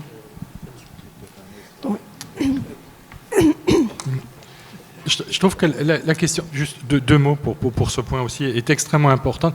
Je crois que c'est d'abord une vision du monde, c'est de savoir finalement, par rapport à ce débat sous-jacent, ce qui est la stagnation séculaire, si elle est affirmée ou pas, c'est de savoir si vous avez confiance en l'homme ou pas, si vous avez une vision positive ou aussi négative de l'évolution de l'humanité. C'est vrai qu'à travers l'histoire, l'homme est arrivé à générer un certain nombre d'idées, de processus à la Phelps qui ont permis peut-être à un moment donné de trouver systématiquement les possibilités de rebond. Et la question un peu derrière cet élément-là qui me paraît très important, c'est ce que j'avais abordé à la fin de mon intervention, c'est le modèle de société qu'on veut quand j'ai cité Tocqueville, où Tocqueville à un moment donné en 1856 dans son ouvrage essayait de comparer notamment pourquoi l'agriculture française n'avait pas été aussi efficace que finalement l'agriculture anglaise. Et il donnait comme exemple, c'est qu'il y a d'un côté le côté entrepreneurial, prise de risque et autres, et de l'autre côté il y a l'exploitation l'évaluation de la rente. Et si vous demandiez à un agriculteur qu'est-ce qu'il préférait, c'est de finalement avoir une rente, travailler pour l'État au niveau central ou d'exploiter sa terre, eh ben en France, il choisissait la rente et d'aller travailler en centrale et pas nécessairement d'exploiter sa terre. Derrière, il y a des enjeux politiques qui sont extrêmes. Ça, je vous dis, ça a été écrit au 19e siècle. Si vous le mettez dans le contexte aujourd'hui, sans paralogisme, vous voyez bien qu'il y a un certain nombre d'interrogations qui sont similaires. François Facchini, très vite, parce que on voudrait, comme tout le monde veut répondre à cette question, je suis désolé, mais non, faut qu'on en puisse en. Je veux juste rebondir en disant c'est un bon exemple de croyance autoréalisatrice. C'est-à-dire que si nous croyons tous que c'est la fin du monde et que c'est la fin de la croissance, il n'y aura plus de créativité et ce sera effectivement la fin de la croissance. Et c'est pour ça que les sciences sociales, ce n'est pas une physique. Bon, je voulais juste dire un mot factuel, c'est que l'histoire a toujours été faite par les puissants, que ce soit socialement ou que ce soit au niveau mondial. Et donc, lorsque l'on parle de ralentissement, on parle de ralentissement dans des pays dans lesquels nous sommes. Or, il y a toujours eu, dans chaque période de ralentissement de la croissance, il y a des reclassements dans la hiérarchie des puissances économiques. Fin 19e siècle, c'est la montée de l'Allemagne et des États-Unis. On dit c'est la Grande Dépression. Il y a ralentissement en France et en Grande-Bretagne, qui sont les pays centraux. Mais pendant ce temps-là, il y a les États-Unis qui montent et l'Allemagne qui monte. Et le XXe siècle, c'est le siècle du passage au leadership américain. Et d'ailleurs, c'est un des éléments aussi qui explique la durée de la grande crise des années 30, c'est que finalement, il n'y a pas tellement de leadership. L'Angleterre voudrait pouvoir continuer à l'exercer, mais n'en a plus les moyens. On le voit, elle lâche tout en 1931. Les États-Unis auraient peut-être les moyens, mais de toute façon, n'en ont aucune envie. Ils ne sont pas à l'échelle du monde. Et dans les années 1970, on a d'autres puissances qui montent. Aujourd'hui, on nous rebat les oreilles en nous disant nous sommes dans la crise depuis 1970. Non, il y a des pays qui montent. Regardez les taux de croissance et bien des nouveaux pays industriels que vous connaissez aujourd'hui. Une question au premier rang. Allez-y. Non, alors c'est pas une question, c'est une remarque. Vous avez tous parlé de culture, mais il y a un point que vous n'avez pas du tout abordé, aucun de vous, c'est le poids du protestantisme. Ça marche très bien pour l'Angleterre, Max Weber. Les États-Unis, l'Allemagne, sont des pays qui... Ou alors Max Weber avait été évoqué par Pierre Dockès. Bon, alors moi j'ai zappé sur oui, mais l'information. Il y a eu beaucoup de thèses, aussi bien sur le poids du protestantisme que sur d'autres religions. Ça a été depuis Max Weber relativisé plusieurs fois. J'en profite que j'ai le micro pour dire un mot par rapport à ce que vient de dire Patrick Verlet. En fait, le problème qui se pose est double. D'une part, on a effectivement une succession de pays qui, chacun à leur tour, voient des taux de croissance exceptionnels. Les derniers, c'est effectivement l'Asie du Sud-Est et la Chine. Bien. Mais le problème de la stagnation séculaire, c'est pas celui-là. Pas exactement, parce qu'actuellement, la productivité globale des facteurs se réduit partout, y compris en Chine. Et donc, on est devant un autre problème que celui qui est posé là. Et on en reparlera peut-être une autre fois, ou ailleurs. Oui, très rapidement, il y avait une personne qui demandait le... Non, encore derrière. Donc allez-y vite. Parce que alors, rapidement, il me semble que si on peut croire le projet Madison, c'est au moins quand il nous dit que vers l'an 1000, c'est à peu près égal. C'est-à-dire que l'Europe, à ce moment-là, n'est ni en avance politiquement, militairement, scientifiquement et tout ce qu'on veut par rapport aux autres grandes aires de civilisation. Bien. En 1500, il est clair que l'Europe est devant. Ça, c'est absolument clair. Alors, qu'est-ce qui se passe entre 1000 et 1500 ? C'est là où il y a le problème. Ça ne se voit pas encore au niveau d'un grand enrichissement, mais ça se voit au niveau scientifique. Ça se voit peut-être au niveau politique. Alors, je ne sais pas ce que vous en pensez. Pierre ? Ouais, non. Si je me permets de revenir sur les données qui ont été construites. Alors c'est peut-être un élément assez technique, parce qu'on cite beaucoup Madison, mais sachez quand même, pour l'avoir connu, et pour connaître de façon relativement approfondi le projet d'Utrecht de réhabilitation et de développement des données. L'ensemble des données qui ont été prises par Madison, qui a fait fortune là-dessus, c'est quand même la reprise d'un certain nombre de travaux qui ont été faits par des historiens économistes et par des comptables nationaux, français et étrangers. Pour l'Angleterre, c'était Dean Cole, personne ne le connaît. Pour la France, il y a eu Toutain, il y en a eu d'autres. Lévy-Le Boyer, qui ont constitué un certain nombre de séries. Pour l'Allemagne, c'était Hoffmann. Je pense que dans la salle, il y en a peu qui ont lu Hoffmann 1965, qui ont repris un certain nombre d'éléments par rapport à ça. Et sur cette période-là, avant 1500, comme vous le dites, on est quand même terriblement fragile, si vous voulez, au niveau des estimations. Et donc, dans l'absolu, j'allais dire qu'on est, en moyenne, on a sans doute raison. Mais si vous voulez, on a beaucoup de peine à s'appuyer sur un certain nombre de données, même en histoire ancienne. Moi, de connaissance, de faire des estimations de PIB en moins 5000, les seules données chiffrées en histoire ancienne qui sont un peu valables, c'est les données de Babylone, si vous voulez, où vous avez des estimations de prix pour reconstituer un certain nombre de choses. Et donc après, c'est dans l'estimation. Et le problème, c'est que comme toute production scientifique, on essaie d'améliorer ce genre d'éléments d'estimation pour approcher une forme de vérité qui sera peut-être réfutée demain. Mais en l'état actuel, c'est les seuls éléments d'information sur lesquels on peut bâtir quelque chose. Et en termes de niveau ou de décalage, sans doute qu'il y a énormément d'erreurs, mais ça vous donne du moins une trajectoire de croissance que je crois qui est assez intéressante. Il y avait une question tout au fond, là. C'est vrai que le fond de la salle a rarement la parole. Profitez-en. Merci. Oui, vous avez évoqué tout à l'heure une partie de la réponse de la question que je vais poser, mais juste auparavant, je voudrais parler de Weber, puisque vous l'avez cité tout à l'heure dans le cadre du protestantisme. Moi, je voudrais plutôt le repositionner par rapport à la sociologie, puisque Weber a été un des premiers à avoir mis vraiment la sociologie en appui de la réflexion économique. Et d'ailleurs, ma réflexion, c'est est-ce que le grand enrichissement me paraissant plutôt quelque chose d'assez systémique finalement et pas simplement économique, est-ce que la seule science économique peut se permettre de, à elle toute seule, trouver toutes les explications ? D'où la notion de résultante dont vous parliez tout à l'heure. Et je pense qu'effectivement, peut-être que le grand enrichissement qui est arrivé à un moment donné a comme origine profonde peut-être le bassin méditerranéen et tout ce qui a porté le progrès technique, scientifique, etc., avec la Renaissance dans notre Europe occidentale. Mais il y a un autre point par rapport à cet aspect-là, c'est vous avez évoqué la projection de cet aspect économique, et vous avez cité tout à l'heure Angus Deaton, je voudrais citer aussi Milton Friedman, par rapport à la réflexion sur cette limite que peut avoir le développement économique, le grand enrichissement, lié aux inégalités montantes. Vous connaissez tous l'indice de Gini et comment tous les pays sont classés par rapport à cette inégalité. Et je trouve assez frappant qu'aujourd'hui, des anciens de l'école de Chicago, ultralibéraux par essence, soient aujourd'hui en train de se poser la question des risques liés justement aux inégalités. Et certains mettent les inégalités comme facteur, comme limite finalement au développement. Qu'est-ce que vous en pensez ? Voilà. Est-ce que sur ce point-là, Pierre ou de Kest ? Non, François. Oui, François. Sur la question des inégalités, c'est un peu comme la croissance. Je crois qu'il y a plus de 100 variables explicatives de la croissance, donc les économistes n'ont pas le monopole, ils essaient juste de lister toutes les variables possibles. Alors à chaque fois, ils sont obligés d'en ressortir une qui marche mieux que les autres, mais ils ont conscience quand même que c'est très multicausal. Et sur les inégalités, si vous revenez aux indicateurs de qualité institutionnelle, les pays les plus égalitaires et ceux qui redistribuent le plus, ce sont les pays libéraux. Parce que c'est le fameux principe social-libéral, c'est-à-dire qu'on est très riche et on accepte une redistribution forte.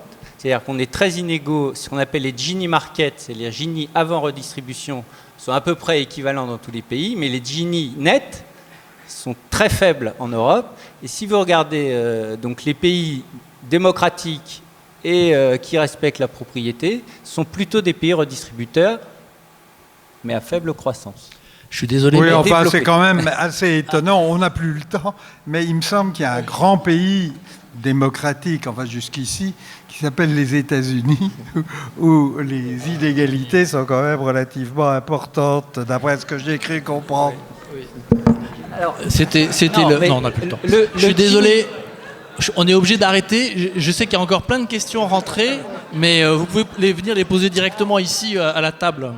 Mais là, on est obligé d'arrêter pour la séance suivante. Merci. Merci à tous.